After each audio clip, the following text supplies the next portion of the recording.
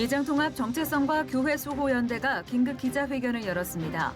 총회 재판국 재심을 앞두고 예정연의 입장을 밝혔습니다. 대한예수교 장로회 통합총회가 총회 창립 100주년 기념관을 건축했습니다.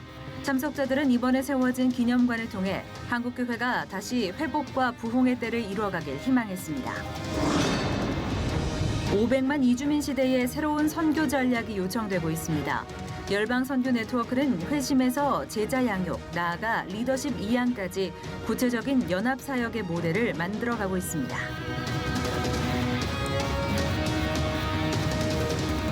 여러분 안녕하십니까? C채널 매거진 굿데이 첫 소식입니다. 예장통합 정체성과 교회 수호연대가 한국교회 100주년 기념관 앞에서 오는 5일 예정된 총회 재판국 회의를 앞두고 긴급 기자회견을 개최했습니다. 예정연 측은 총회 임원회는 교단헌법 28조 6항에 대한 103회기 헌법위원회의 보고를 확정하고 명성교회 담임목사 청빙에 대한 재심 재판을 철회하라고 촉구했습니다. 변현준 기자가 보도합니다. 오는 8월 5일 명성교회 담임 목사 청빙 재심 재판을 앞두고 열린 긴급 기자회견. 예장통합 정체성과 교회 수호연대는 명성교회 담임 목사 청빙 재심은 재심 조건 미달로 취소하거나 기각하는 것이 마땅하다고 강조했습니다. 예정연 측은 명성교회의 재심은 103회기 총회 당시 불법적인 결의를 통해 명성교회 담임 목사 청빙 적법 판결을 취소해 원심이 없다면서 원심 없는 재심은 불가능하다고 지적했습니다. 103회기 총에서 재판 자체를 취소 결의했습니다. 그렇다면 원심이 없는 재심을 어떻게 할 수 있나? 또한 총회장은 나중에 재판은 취소할 수 없다라고 하며 결의를 하였다. 이 또한 불법이다. 그런데 어떻게 재심할 수 있는가? 또한 재심의 사유 8가지 중에 무슨 사유로 재심을 진행하나? 총회 재판국은 재심을 취소하든지 102회기 재판할 것을 확정하고 조속히 재심을 기각하여 총회와 지교회를 속히 안정시켜야 할 것을 촉구합니다. 기자회견에서는 헌법위원회의 보고를 받지 않는 총회 임원회의 불법성도 지적됐습니다. 101회기와 102회기 그리고 103회기 헌법위원회까지 줄기차게 교단헌법 28조 6항에 문제가 있다는 동일한 해석을 내려오고 있지만 총회 임원회가 보고를 받지 않는 것은 부당한 일이라는 것. 예정연 측은 총회 임원회는 지난 4월 3일 헌법위원회가 내린 교단헌법 28조 6항에 대한 해석을 확정하고 이하 기관들에 조속하게 통보하라고 촉구했습니다. 정치 28조 6항 해석건에 대해 헌법위원회는 101회기 102회기와 동일하게 해석하였습니다. 은퇴한 목사에 대해서는 정치 28조 6항 1호에 적용할 수 없다.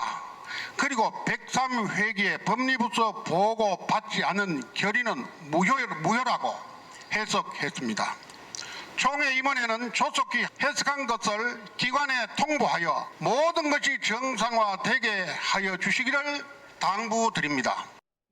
예정연은 또 서울 동남노회 비대위원들은 조속히 본인의 위치로 돌아가서 더 이상 교회를 파괴, 분열하는 이단적 행위를 중단하라고 경고했습니다. 김소원 목사를 필두로 제기한 노회장 직무방해 금지 가처분이 기각됐고 서울 동남노회가 새로운 임원을 합법적으로 선출해 정상화됐으니 더 이상 노회를 흔들지 말라는 것. 이제 헌법에서 김수원 목사가 제기한 노회장 직무방해 금지 가처분이 기각되었고 지난 25일 서울 동남노회가 새로운 임원을 정상적으로 선출하여 2년여 동안 사고 상태의 노회가 정상화되었다. 그러므로 이제 비대위는 자신의 잘못을 인정하고 총회와 노회와 지교회 위에 겸손히 사과하라. 오는 8월 5일 예정된 예장통합총회 재판국 회의와 재심 재판. 여론몰이에 내몰린 판단이 아닌 하나님이 주신 지혜로 내려지는 판결이 있길 기대해봅니다. C채널 뉴스 변현준입니다. 대한예수교 장로회 통합총회가 총회 창립 100주년 기념관을 건축하고 지난 7월 30일 준공 감사 예배를 드리면서 기쁨을 나눴습니다. 참석자들은 이번에 세워진 기념관을 통해 한국교회가 다시 회복과 부흥의 때를 이루어가길 희망했습니다. 조홍현 기자가 보도합니다. 대한예수교 장로회 통합총회가 기념관 건립위원회를 조직한 지 10년 만에 총회 창립 100주년 기념관을 준공했습니다. 예장통합 전국 68개 노회와 증경총회장 등 교단 관계자들은 준공 감사예배에 참석해 함께 고마움과 기쁨의 시간을 진행했습니다.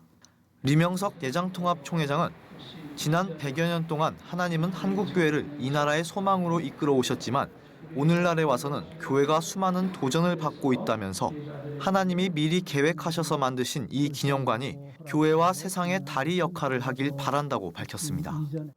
오늘 우리에게 허락하신 이 기념관이 하나님이 허락하시는 다리가 될 수 있기를 소망합니다.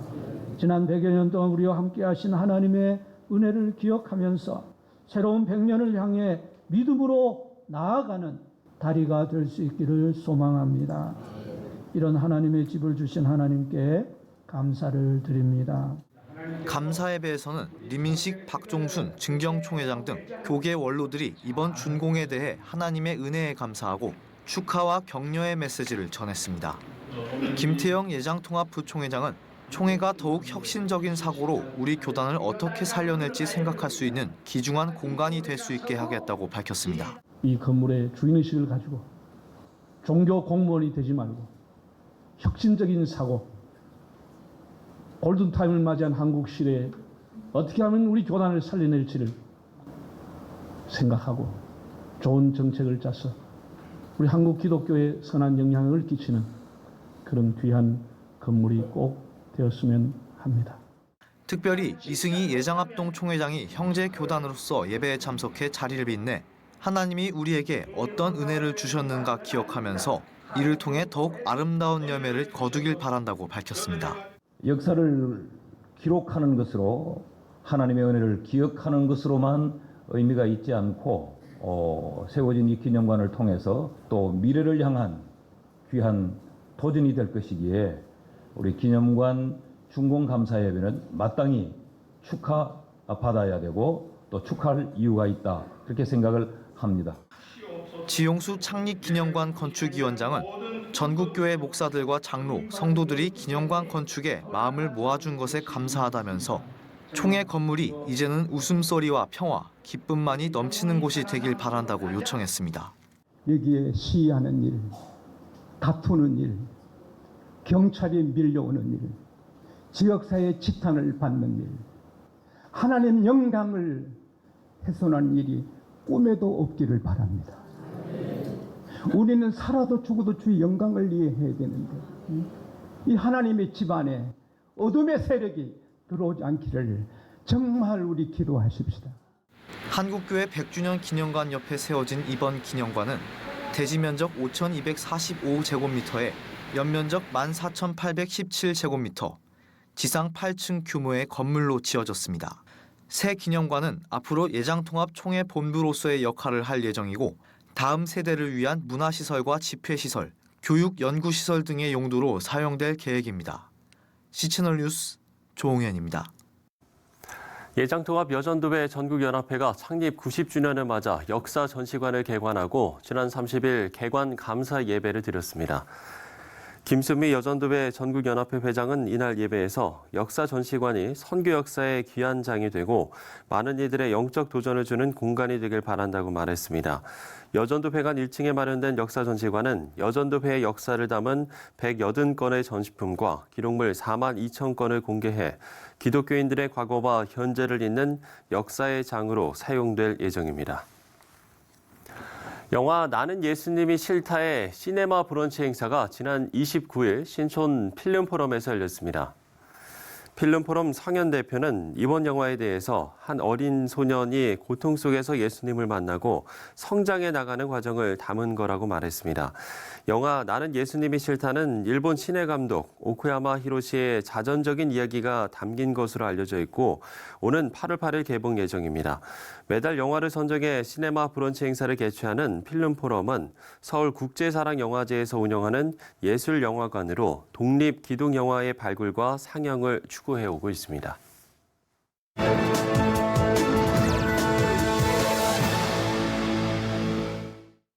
요즘은 무엇보다 개인의 행복이 중요시되고 있는 시대인데요. 뉴질랜드도 행복 증진을 위한 실험에 나섰다고 합니다. 네, 하지만 이런 뉴질랜드 정책에 기독교계는 우려의 목소리를 내고 있습니다. 뉴질랜드 이근택 선교사 전 연결해서 어떤 내용인지 알아보도록 하겠습니다. 자, 선교사님, 뉴질랜드 총리가 행복 증진의 길을 강조하고 나섰는데 구체적으로 어떤 건가요? 네, 아던 총리는 2017년 총선 후보 시절 뉴질랜드의 성공은 경제적인 성장이 아니라 시민의 행복에 달려 있다고 그렇게 말한 바가 있습니다. 총리는 국민의 정신 건강 증진과 아동 빈곤 개선, 마오리족과 남태평양 섬나라 출신의 주민 보호, 국가 생산성 증진, 그리고 경제 구조 전환이라는 내용으로 올해 260억 불의 예산안을 세웠지만 엠바고로 감춰졌던 이 내용이 한 재무부 관료에 의해서 인터넷 사이트에 흘려짐으로 인해 국민들에게 알려지게 되었고 이 예산안이 무산된 바가 있습니다. 국민당 대변인은 자료에 의해서 2018년, 19년 회계연도의 잉여소득은 35억 불이 예상되고 2022년, 23년 회계연도에는 61억 불이 예상되며 경제 성장률도 평균 2.7% 성장과 2%의 인플레이션이 예상되는데 260억 불을 어떻게 충당할 수 있느냐며 국민들의 세금만 올릴 뿐이라고 하였습니다. 결국 이 예산안은 무산되었고 이 정책 또한 아직 결정되지 못한 채 연정을 하고 있는 제1당의 결정을 기다리고 있는 상태입니다. 네, 뉴질랜드 기독교계에서 우려의 목소리가 나오고 있는 이유가 다분히 인간적인 행복 추구의 전형이라고 판단하기 때문인 것 같은데요. 그런가요? 네, 뉴질랜드의 현 집권당인 노동당은 사회주의 정책을 기반으로 하는 당이지요. 세계에서 14번째 동성 결혼을 합법화한 나라가 뉴질랜드이고 이를 압도적으로 주관했던 당이 노동당입니다. 지금도 안락사 합법화를 위한 의회 논의가 계속되고 있는데 이미 지난 두 번의 의회 독회에서 찬성이 압도적으로 나온 이유는 노동당의 72%가 이 법안을 지지하고 있기 때문입니다. 마약을 합법화하자는 논의가 계속되고 있는데 이 또한 노동당 출신의 법무부 장관에 의해 내년 총선에 국민투표로 붙여진 바가 있습니다. 의회가 열릴 때의 개회 기도문에서 하나님의 도우심을 구하고 예수의 이름으로 기도합니다라는 문구를 빼고 신이라는 이름으로 대체한 기도문은 이곳 기독교 목회자와 성도들의 강한 저항을 받았음에도 불구하고 노동당 출신의 의장에 의해서 시행되기도 하였습니다. 현 총리가 국민 행복 증진에 대해 말하였는데 이것은 유엔에서 발표하는 세계 행복 지수를 계수하는 방법과 다른 지표를 가진 국민 행복 지수라는 데에 우리는 우려를 갖고 있습니다. 세계 행복 지수는 건강 수명, 사회 인프라, 국민 사회 의식, 인생의 선택에 있어서의 자유도 그리고 GDP를 포함한 지표를 계수하는 반면 국민 행복 지수는 개인들의 시간 활용, 교육, 문화, 생태계, 건강, 지역사회의 생명력 등을 포함한 지수라는 데에서 차이가 있습니다. 정부가 단순히 세금을 퍼부어 국민들에게 행복감을 높여주겠다고 정책을 펴는 데 대해 기독교계가 거부감을 갖는 것은 매우 당연한 이치라고 하겠습니다. 네, 이런 추세는 사실 뉴질랜드뿐만이 아니라 세계적인 변화의 흐름이고 결국 기독교 세계관과의 충돌인데요. 이 부분은 어떻게 보십니까?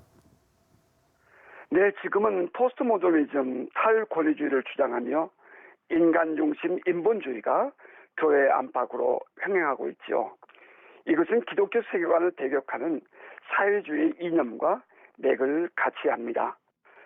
종교다원주의, 세계 종교평화주의 등과 같이 하나님 절대 권위를 부인하는 사상적 흐름과 기독교의 사회화를 요구하는 오늘의 현실 앞에서 우리 기독교인들이 가져야 할 신앙과 삶의 가치는 매우 중요하다 하겠습니다. 건강한 기독교인들이 이제는 깨어나야 할 때입니다. 저들은 보이지 않는 하나님의 절대 권위를 인정할 수 없다며 교회의 담을 무너뜨리기 위해 안간힘을 다하고 있습니다. 이제 우리는 영이신 하나님, 살아계신 하나님, 왕되신 하나님에 대한 신앙을 더욱 권고히 하고 하나님을 인정하는 삶을 살아야겠습니다. 아울러 우리들의 기도는 이 사회를 바르게 보는 눈을 갖고 이 속에서 기독교인으로서 어떻게 살아야 할지에 대해 묵상하며 하나님의 지혜를 구하는 기도가 되기를 원합니다. 끝으로 뉴질랜드를 위해서 기도해 주십시오. 감사합니다. 네, 비단 뉴질랜드에만 해당되는 것이 아니라 현대 사회를 살아가는 기독교인들이 부딪히는 문제이기도 한데요. 믿음의 뿌리를 견고히 하고 진리의 길을 잘 걸어 나가야겠습니다. 네, 뉴질랜드의 이근택 선교사와 이야기 나눠봤습니다. 물질적인 사업에 보이는 행복을 추구하는 게 보편적인 목표가 된 세상에서 유럽 대부분의 국가들이 교회를 떠나는 요즘이지만 전통적인 기독교 국가 헝가리는 오히려 교회의 부흥을 맛보고 있습니다. 어떤 이유에서일까요? 헝가리에서 전해온 소식입니다. Hungary's constitution is explicitly Christian. It says that marriage is between one man and one woman, and that life begins at conception. It even includes the phrase, God bless the Hungarians. Hungary's faith church, with 300 branches, is one of the largest Pentecostal churches in Europe, with 70,000 attenders. And the Hungarian government has taken on the role of protecting Christianity. It's even set up an office to help persecuted Christians worldwide. When CBN News brought to the world the story of Sweden's threat to deport Iranian actress Aydin Stranson back to Islamic Iran, only one nation stepped up and offered her asylum: Hungary. The Hungarian government says taking in persecuted Christians is our moral and constitutional duty. Hungary wants to protect the European values, the European Christian and Jewish values. Hungarian policy analyst István Poda says Hungary has only returned to its roots as a historic bastion of Christianity, dating back over 1,000 years, and despite almost 200 years of Muslim Ottoman rule, and after World War II's Soviet communist domination. Secretary of State Zoltán Kovács. You have to stick to your traditions and legacies. Europe's legacy is a Christian legacy, not necessarily in a religious form, but most definitely in a cultural form. And it's this belief that has Hungary locked in a battle with the European Union over migrants. Mr. Orbán has accused the EU of trying to Islamize Europe, and Hungary has infuriated Brussels by building a fence to keep illegal migrants out. The European Union is ticked because Viktor Orbán has told Brussels to essentially take a hike when it comes to open borders. Hungary has seen the terrorism and chaos caused by migration in Western Europe and has said, not here. The European Union has even gone to court to force Hungary, Poland, and the Czech Republic to take in migrants. Mr. Orbán has accused Brussels of blackmail. Securing the borders to stop illegal migration is indeed a solution, and is the only way actually to reinstate law and order at the borders of the European Union, and not the other way around. Kovács says it matters that most of the migrants trying to enter Hungary are Muslim, and he says Western European nations are paying a heavy price by pretending that Islam doesn't matter. We've been living together or living close to Islam for centuries in the past, and we all know about it. So that's why it does matter who is coming and in what manner people are coming. Orbán is often portrayed in the Western media as sort of a version of Vladimir Putin, an undemocratic strongman. In fact, at an EU summit a few years ago, the European Commission president reportedly greeted Orbán with the words, "Hello, dictator." Hungary is certainly not a dictatorship, but Orbán's critics accuse him of corruption and using the instruments of government against his political opponents, including the recent billboard campaign against billionaire George Soros. What we see today in Hungary is the shameless use of public money, of tax money, to formulate pro-government messages. Since 2010, the Hungarian government has been continuously weakening the system of checks and balances in Hungary and weakening democratic institutions. But Orbán, a man who even his critics concede is a skilled politician, doesn't have a serious political rival. he will probably remain in power, meaning Hungary's standoff with the European Union over migrants is likely to escalate. But it also means that Hungary will continue to have a government that thinks Christianity is worth protecting. Dale Hurt, CBN News, Budapest.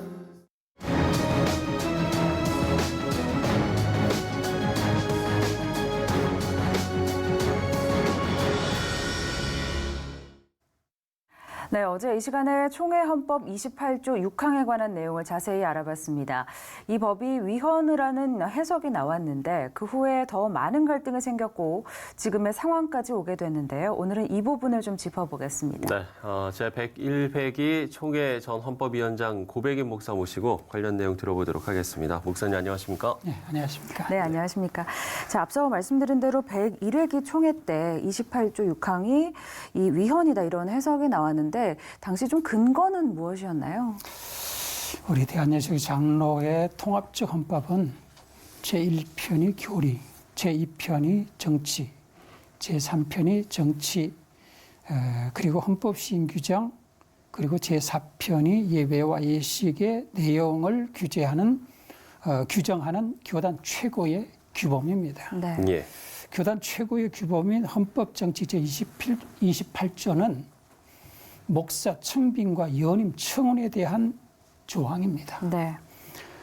지교회 목사 청빙은 지교회 성도들의 권리인데 장로교 정치 원리와 장로교법 취지와 그에 따른 여러 법조항 그리고 그리스도 정신이 정한 내용이 합당치 않고 뿐만 아니라 본교단이 채택하고 있는 웨스트민스터 신앙고백 등 헌법과 교리에 어긋나기 때문에 만장일치로 그런 해석을 하게 되었습니다. 네. 그리고 102회기 총회 때 총회에서 아무런 의의 없이 보고받은 사항입니다. 그렇군요.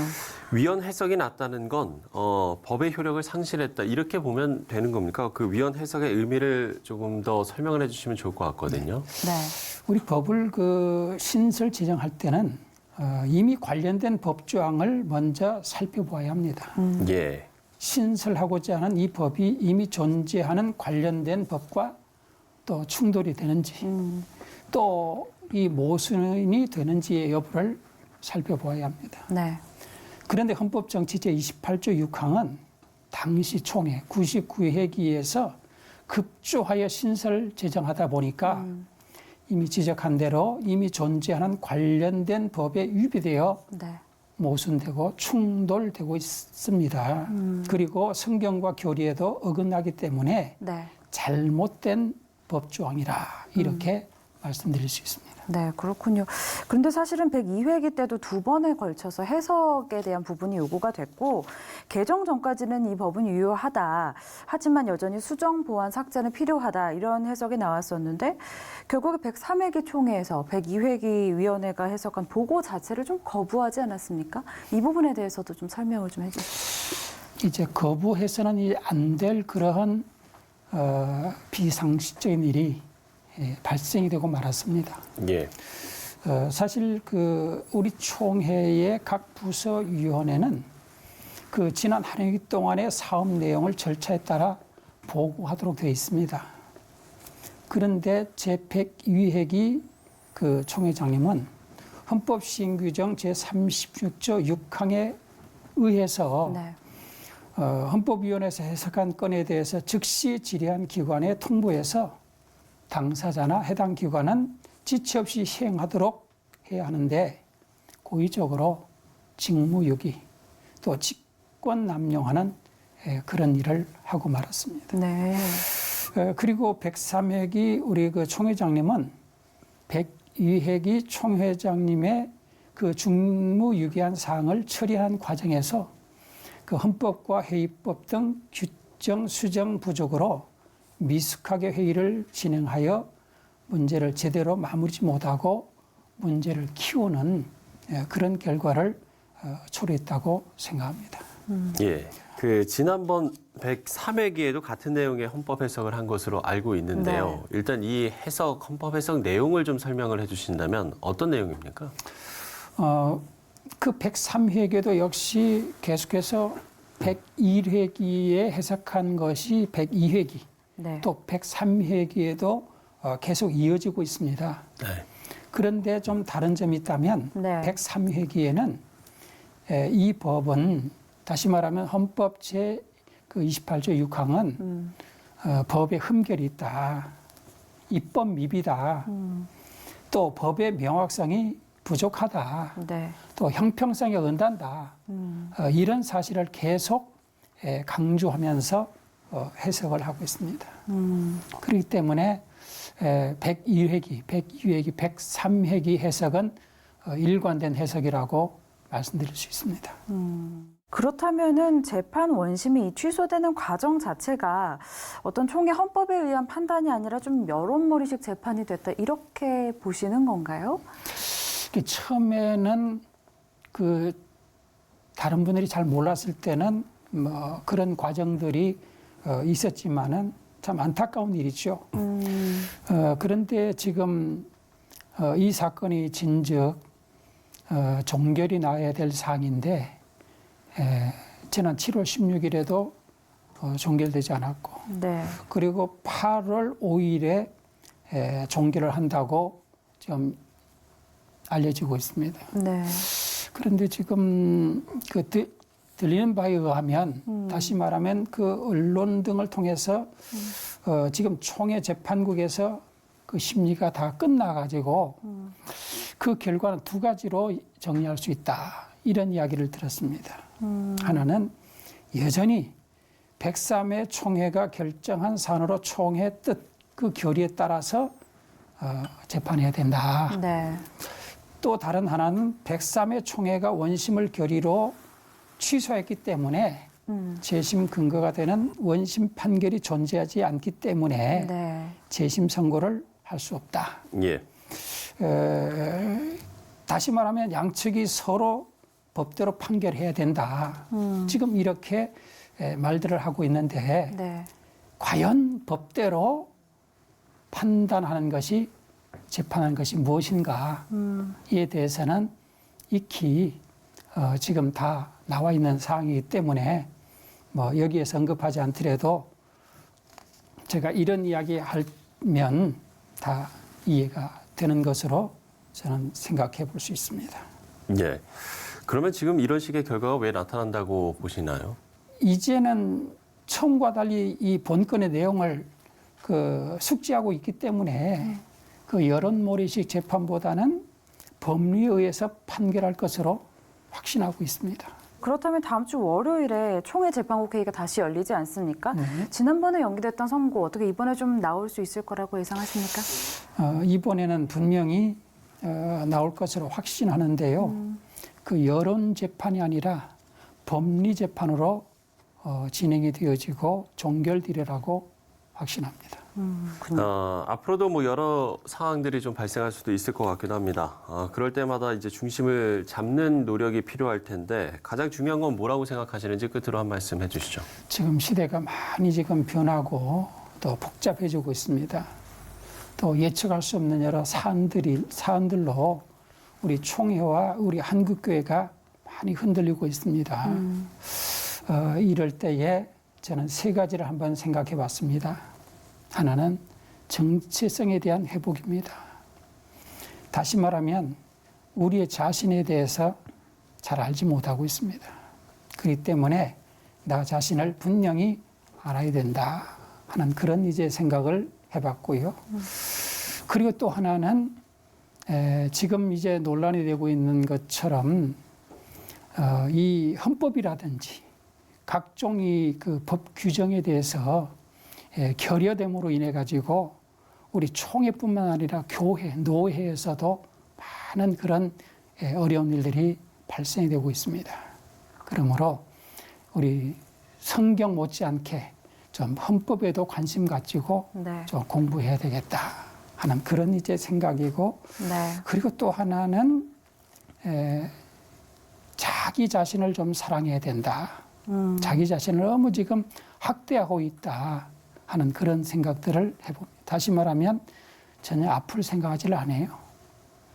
그러다 보니까 이런 문제들이 발생이 되는데 아마 이런 점들만 조금 이제 우리가 유의하게 된다면 우리 총회를 위해서, 우리 교회를 위해서 기여하지 않겠나 하는 그런 생각을 가지고 있습니다.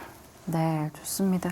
이제 9월 총회 얼마 남지 않았는데요. 더 이상의 혼란과 분열이 좀 있지 않도록 좀 지혜로운 논의들이 나올 수 있도록 함께 기도해야겠습니다.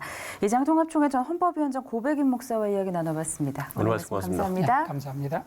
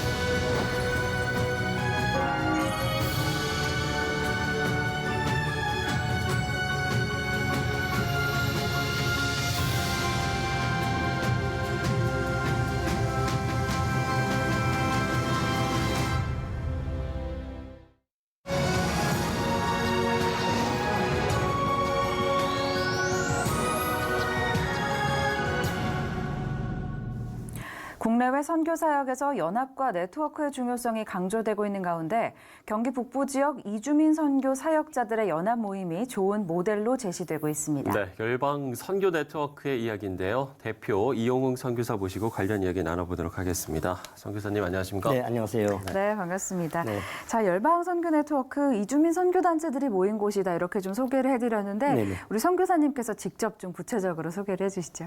네. 저희 모임은 2016년부터 경기 북부에 소재한 다양한 국가의 그 이주민 교회를 맡고 있는 그 사역자들이 모여서 네. 함께 기도하고 여러 가지 서로 협력하는 그런 네트워크 연합체입니다. 네, 현재 좀 몇 개 단체가 함께 하고 있나요? 현재 약 한 30여 개 교회, 기관, 개인 이렇게 또 참석하고 있습니다. 네, 예. 그렇군요. 2016년부터면 이제 한 3년 정도 됐군요. 네. 3년부터지만 사실은 그 전에 예. 2014년도부터 네.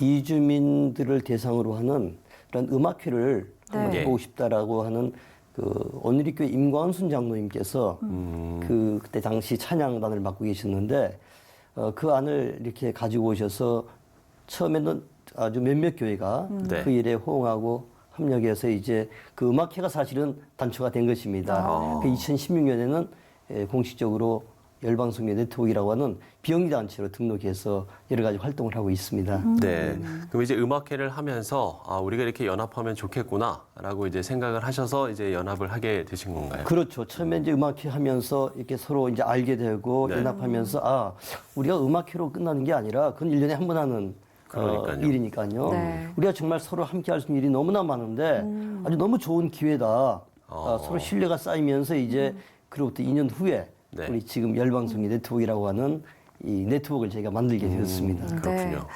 아무래도 좀 비슷한 관심사를 가지신 분들, 같은 목표를 좀 지향하시는 분들이 모인 네. 단체이기 때문에 좋은 점들도 굉장히 많을 것 같은데요. 공감대도 많으실 것 같고요. 그렇습니다. 네. 제가 우선 이것은 영적인 일이기 때문에 기도를 함께 해야 되는 것은 당연하고요. 네. 또 비록 그 대상 국가가 다르지만은 그 고민은 비슷비슷합니다. 예. 외국에서 온 외국인들 아닙니까? 여러 가지 네. 애로사항이 그렇죠. 많은데 그들을 대상으로 섬겨야 되니까 고민들이 많죠.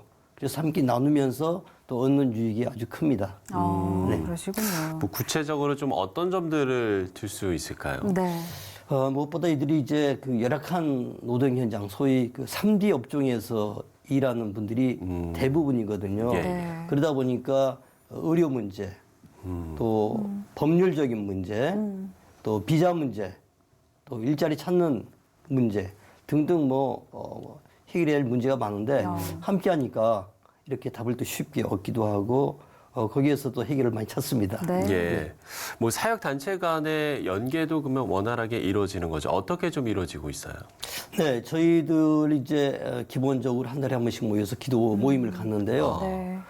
그 안에서 또 지역마다 저희가 이제 주로 양주, 의정부, 동두천, 포천, 네. 또 뭐 파주 이렇게 있습니다만, 예, 예. 뭐 굉장히 지역이 크죠. 경기 북부라고 하지만 아주 그 땅이 넓기 때문에 그 지역 안에서 그룹별로, 예를 들면 양주 같은 곳에서는 또 토요일마다 함께 모여서 전도도 같이 이렇게 나갑니다. 네. 그리고 여러 가지 또 의료팀이 온다고 할 때 서로 알려서 그 인근 교회들은 또 이렇게 와서 또 도움을 받도록 네. 그런 일에 실질적인 도움을 주고받고 있습니다. 네. 네. 그 좀 모임도 정기적으로 갖고 계신 것 같은데 네. 아무래도 사역자들이 모이시면 좀 다양한 프로그램이 진행될 것 같습니다. 이런 프로그램에 대한 부분도 설명해 주시면 좋을 것 같아요. 예. 최근에 한 예로 어느 NGO 단체에서 A형 간염 예방 접종을 좀 이렇게 도와주겠다 무료로.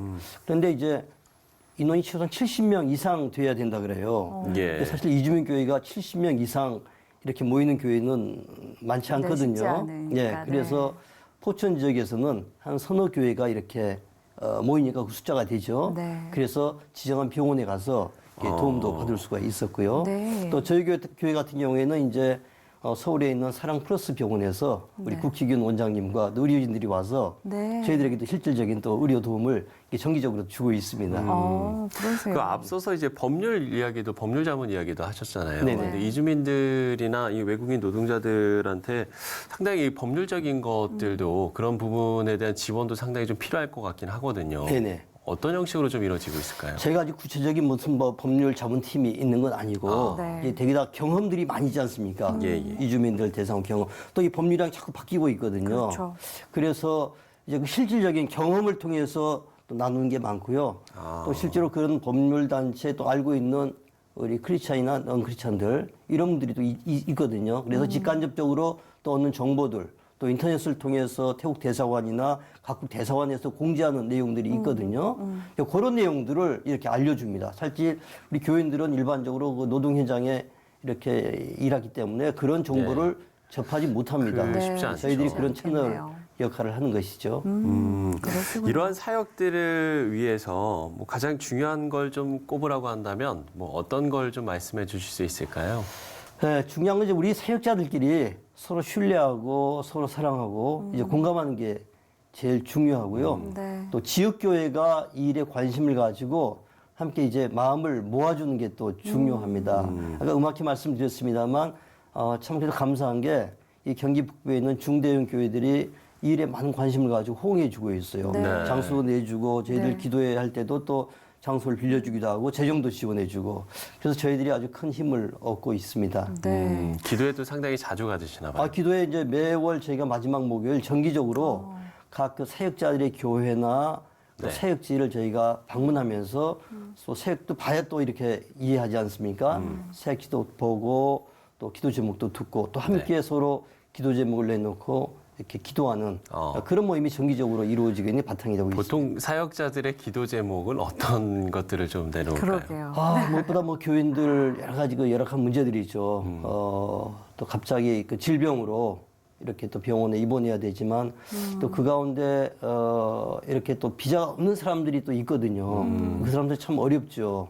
그들을 위해서는 재정 지원도 좀 저희가 할 수 있으면 조금이라도 또 하고 있고요. 네. 또 교회들별로 또 이렇게 서로 연결해가지고 도움을 줄 수 있는 그런 부분이 있습니다. 저희 교회 같은 경우에는 또 공간이 있기 때문에 네. 또 갑자기 공간이 필요한 사람들은 와서 머물기도 하고 그렇습니다. 다른 교회도 그런 곳이 또 있기도 합니다. 네. 아까도 뭐 음악회 이야기하시면서 잠깐 언급을 하셨습니다만은 이주민 선교단체들이 아무래도 사역을 할 때 네. 지역교회 연대가 굉장히 중요할 것 같은데요. 맞습니다. 이 부분에 대해서도 좀 설명해 주시죠. 예, 그건 너무나 중요한 부분입니다. 네. 저희가 이제 음악회가 사실 굉장히 중요한 기회가 되고 있는데요. 예. 처음엔 한 200여 명으로 시작했다가 이제 5번 저희가 했는데 지난번에는 한 500여 명, 700여 명 모였거든요. 네. 그러니까 적은 교회 공간으로는 안 되죠. 그만큼 큰 교회가 필요한데 또 저희들이 필요에 따라 또 구하니까 하나님 또 응답해 주시고 또 지역교회 이렇게 목사님들이나 장로님들이 특별히 이해를 잘 해주세요. 아무래도 경기 북부에는 그런 이주민들이 많거든요. 네. 그래서 보면서 이렇게 뭔가 좀 돕고 싶다는 마음은 있는데 뭐 어떻게 될지 모르죠. 그런데 이제 이렇게 저희가 이런 프로그램을 제안했을 때 거기에 호응을 하고 선뜻 이런 공간도 허락해 주시고 여러 가지 또 협력해 주시는 이런 것을 저희가 많이 보고 있습니다. 그래서 사실은 그분들이 마음은 있는데 뭘 어떻게 도와야 될지 몰라서 이렇게 연결이 안 되고 있구나 하는 것을 저희가 알면서 저희 열방선교 네트워크가 그 중간 역할을 하게 돼서 너무 감사하죠. 예. 이런 섬김을 통해서 궁극적인 목표가 있다고 한다면 아마도 뭐 제자를 양육하는 게 아닐까라는 생각이 드는데 글쎄요, 좀 이런 부분을 위해서 진행하시는 게 있을까요? 네, 맞습니다. 결국은 사람을 키워서 내보내는 게 중요합니다. 이주민 교회들은요, 한국 교회와 달리 사실은 어떻게 보면 훈련소와 같습니다. 네. 병력이 일정 기간 이게 오랫동안 머무는 게 아니라 와서 훈련받고 돌아가고 그래요. 그래서 처음에는 저 같은 경우에도 좀 사람을 키워놓고 함께 일할 만하다 싶으면 이제 또 비자 기간이 만료돼서 돌아가기도 하고 사정이 생겨 돌아가기도 하고 너무 아쉬웠는데 이제 생각을 바뀌었습니다. 하나님이 머물게 하는 때까지 이들을 최선을 다해서 훈련시키는 게 중요하다. 결국 그 일을 위해서는 우리 사역자들이 중요하거든요. 그렇죠. 우리가 먼저 훈련받지 않고서는 훈련시킬 수가 없습니다. 그래서 저희들이 이제 함께 모여서 작년 같은 게 카이로스라고 하는 프로그램에 훈련을 받았고요. 네. 금년에는 또 1대1 제자 훈련. 이거 다 10주 과정 저희가 집중 훈련을 받으면서 이미 훈련 받은 사람도 있지만 또 처음 받는 분들도 있어요. 그래서 이게 너무 중요하구나. 이걸 받아가지고 이제 전달 교육을 또 시키는 것이죠. 네. 그런 부분에서 저희 열방선교 네트워크가 또 역할을 하고 있습니다. 그러시군요. 사실 요즘은 어딜 가나 좀 외국인들을 만날 수 있는 그런 시대가 됐는데 맞습니다. 그러다 보니 좀 지역교회에서도 이주민 선교를 효과적으로 감당하는 그런 필요성이 있어 보입니다. 어떻게 좀 보시나요? 네, 맞습니다. 그래서 지금 그 필요성을 느끼고 네. 직접 이주민 사역을 이렇게 담당하는 교회들이 많이 생겨나고 있습니다. 네. 독립적으로 이렇게 하기도 하고요. 또 교회 부설로 시작하기도 하는데 네. 요즘 여름에 이제 많은 교회들이 그 해외 단기 선교 떠나지 않습니까? 그 참 필요하고 거기에서 도전받고 또 선교에 헌신하는 많은 사람도 있는데 사실은 그것에 가는 것도 중요하지만 가까이 와 있는 우리나라에 있는 이주민 교회와 센터가 1000여 개로 이렇게 추산이 되거든요. 네. 정확하지는 않지만 사실은 그들을 찾아가서 함께 시간을 보내고 그들을 격려하고 위로하고 혹은 또 그들 한국교회 초대해서 또 그런 시간을 갖는 것도 굉장히 유익합니다. 그렇죠. 네, 참고로 저희 파송교회 같은 경우에는 매년 한 번씩 8월 이렇게 중순에 저희 수양관이 있거든요. 거기에 그 남성교회에서 우리 교인들을 초대해서 함께 오전에 예배를 드리고 오후에는 체육 행사를 해요. 축구도 네. 하고 수영도 하고 예. 너무너무 좋아해요. 그래서 금년에도 그 시간 또 기다리고 있습니다. 이런 식으로 멀리 가지 못해도 가까이 와 있는 이러한 이주민들에게 찾아가는 것이야말로 또 하나의 중요한 해외 선교다. 저는 이렇게 생각하고 있습니다. 그렇겠네요. 우리가 흔히 선교하면은 이제 해외 선교만을 맞습니다. 생각을 하는 경우가 그렇죠. 많은데 정말 내 가까이 내 주변에서 충분히 이 선교의 역할을 선교사의 역할을 할 수 있다는 것도 좀 생각을 해봐야 될 것 같습니다. 네. 앞서 이 제자 양육의 이야기를 하셨는데 우리가 우리나라에 온 외국인들이 정말 이 믿음으로 본국에 돌아가서 제자의 삶을 살 수 있도록 우리가 또 이 부분도 좀 기도를 해야 되지 않을까 네. 네, 이 생각까지 좀 해봤습니다. 그렇습니다.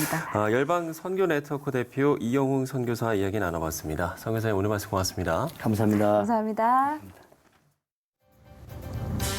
예장통합 정체성과 교회 수호연대가 긴급 기자회견을 열었습니다.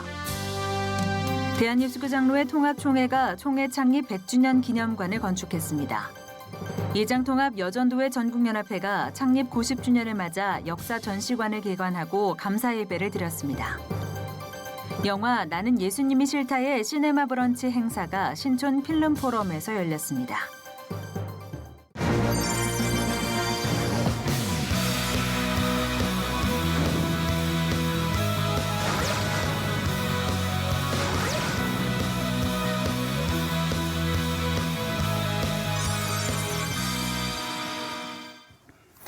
네, 새로운 달 8월이 시작됐습니다. 광복절 전후로 한일 양국 정부가 내놓을 입장이 앞으로의 진로에 상당한 영향이 있을 것으로 보이는데요. 네, 민간 교류는 물론이고 특별히 교회들의 노력도 이어지고 있는 만큼 긍정적인 결과들이 나와주길 기대해 봅니다. 네, 시채널 매거진 굿데이 오늘 순서는 여기까지입니다. 시청해주신 여러분 고맙습니다.